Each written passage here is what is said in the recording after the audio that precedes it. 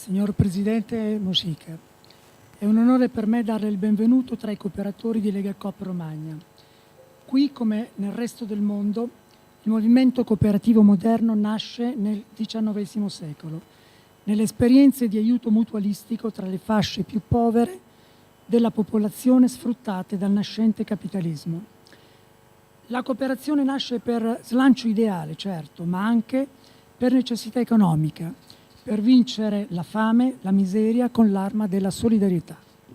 La Romagna e Ravenna occupano un posto particolare in questa lunga storia di riscatto, poiché proprio qui nel 1883 viene costituita l'Associazione Generale degli Operai Braccianti del Comune di Ravenna.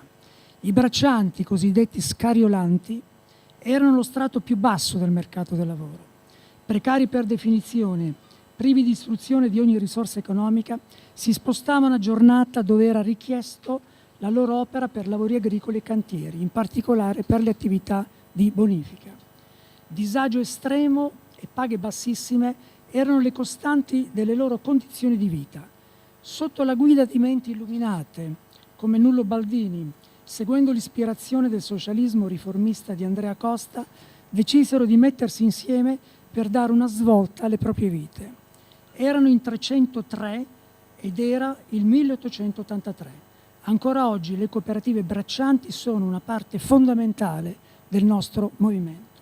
Noi nasciamo dalla ricerca di uguali diritti per tutti, specie per i più deboli, e i nostri principi sono gli stessi di allora: l'educazione dei soci e delle persone, il trasferimento del patrimonio tra generazioni, la libertà di adesione, il controllo democratico della cooperativa, la partecipazione dei soci, l'autonomia e l'indipendenza, la cooperazione tra cooperative e l'interesse primario per le nostre comunità. Noi ci sentiamo gli eredi di quell'umanesimo socialista che, insieme a quello cristiano, liberale, repubblicano, è il terreno su cui è nata la nostra Costituzione dopo la tragedia del nazifascismo. Dopo la liberazione quel movimento è cresciuto nelle sue componenti originali fino ad oggi, fino a costituire appunto l'Alleanza delle Cooperative Italiane, ovvero il coordinamento nazionale costituito dalle associazioni più rappresentative della cooperazione italiana, le tre sigle storiche, AGC, Confcooperative e noi Lega Coop. Con 39.000 imprese associate rappresenta oltre il 90% del mondo cooperativo italiano, per persone occupate quasi 1.150.000, per fatturato realizzato intorno ai 150 miliardi di euro e per soci oltre 12 milioni di soci lavoratori. Numeri che portano la cooperazione italiana a incidere sul prodotto interno lordo intorno all'8%. Le cooperative italiane sono una realtà capace di grande inclusione socio-economica, dal momento che il 58% delle persone occupate sono donne, il 15% immigrati.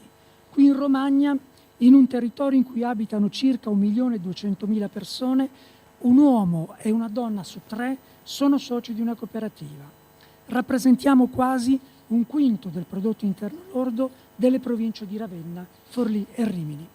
Le imprese associate a Lega Coop Romagna danno lavoro a più di 27.000 persone, in grande maggioranza a tempo indeterminato, rappresentano una presenza importante in tutti i settori: agroalimentare, industriale, commercio, sociale, culturale, credito, turismo, servizi, trasporti. Vogliamo rappresentare e rappresentiamo un elemento di salvaguardia dell'ambiente, del lavoro di qualità, dell'innovazione e della nostra democrazia, della nostra Repubblica. Noi nasciamo dalla terra e ne condividiamo i valori come lei, Presidente. Sappiamo che per creare un cambiamento servono il supporto delle persone, servizi che funzionano, la convinzione e la partecipazione dei soci, la capacità di superare i momenti difficili, ma anche la capacità di unire solidarietà ed efficienza. L'epopea dei braccianti che poc'anzi ricordavo ci ricorda che il merito individuale è una condizione necessaria, ma oggi non sufficiente per sconfiggere i mali della storia. È solo insieme, nell'unità, che si può sperare di costruire una patria per tutti, con tutti, mai da soli. Come lei ci ha insegnato, la democrazia, quella economica come quella politica, non è mai perfetta e noi, come cooperatori, continuiamo a combattere per migliorarla costantemente. Grazie per il suo esempio e grazie per essere qui con noi oggi.